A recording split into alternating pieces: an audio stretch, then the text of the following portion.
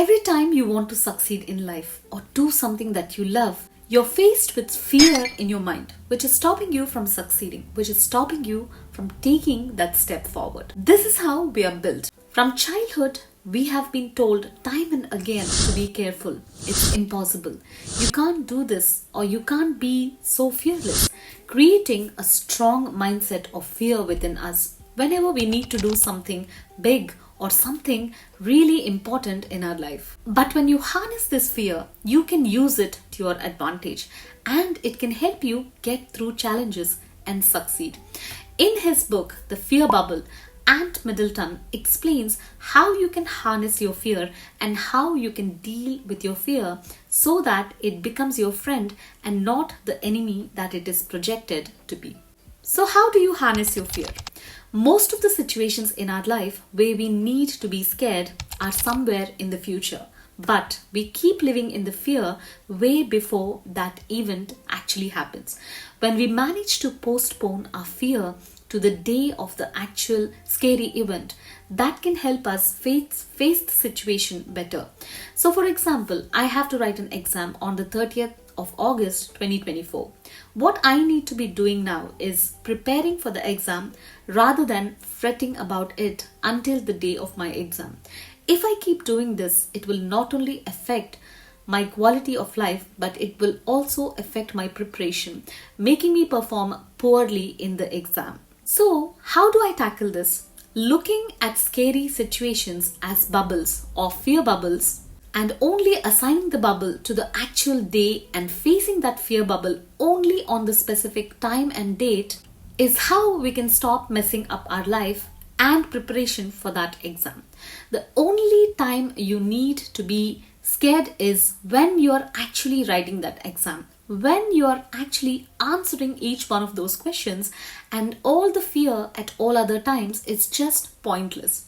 And after you are done with your exam, you don't have to feel the fear until your next scary thing that you're going to do.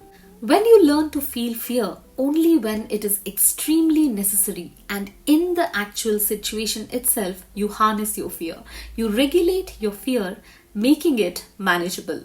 It is definitely impossible to not feel fear at all, but it is certainly possible to contain the fear. It is just a matter of working out where exactly fear is in time and space, visualizing it, and make a conscious choice to step into it, and finally doing what needs to be done in that particular moment. When you successfully finish whatever you need to do in that fear bubble, there is an adrenaline rush right after that. It is sometimes mistaken that you have conquered your fear, but it is just the push that you need to face your next fear bubble. This is what will keep you going from one task to the other when you see those tasks as bubbles. Most of the situations we face have two sides to them. There are always two ways of experiencing a situation.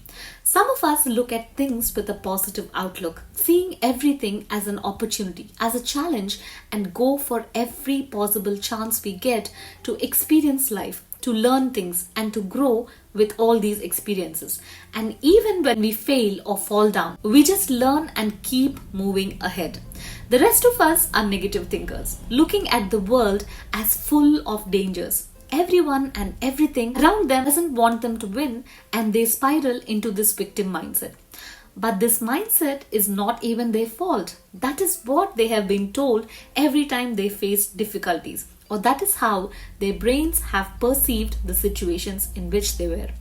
So it is time to let go of that mindset and the voice which keeps telling you to be careful, and to remind yourself that you're not that child anymore who needs to be told again and again to take care or be careful. Our default mindset is filled with negativity, and when we keep staying that way, we never achieve anything in our life, or we stay comfortably wherever we are, while others keep reaching new heights, getting better and better with their lives. When we cut out negative people and negativity from our life, that is when we can overcome these fears that stay in our minds, because the negative people around us think and behave as if everyone else is out there to get them. like everyone else is the reason for them not getting something or not being able to achieve something. And sometimes they even convince us to agree with their views and stay in the negativity along with them. But if we let these people stay in our life, we never will see any progress in our life and our mindset will never change. So take responsibility for your own life and let these negative people take responsibility for their life. The most common fear that we have is the anticipation of the suffering that we are going to go through in any particular situation. The fear of suffering is what grips us in our everyday life. But what exactly is fear? It is the response of our body to any threat that it is perceiving. All the changes taking place are just preparing our body to face that situation. So whenever you face a fearful situation, remember that your body is getting ready to do whatever it needs to do. It is just reminding you to get ready. If it helps, try saying to yourself, get ready, and you'll be able to quantify your fear and face it. Another fear that we all face is the fear of failing. How will other people see me if I fail at this? What will my colleagues think about me if I don't come up with a good solution? What would my friends think if I didn't pass this test?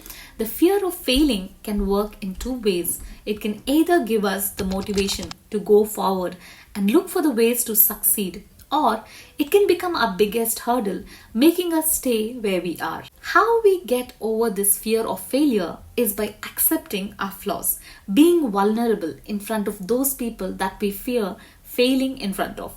If they are good, they will help you get yourself going in the right path. If they are not, and if they are negative people who mock you for being weak or for being vulnerable, it is time to cut them off from your life.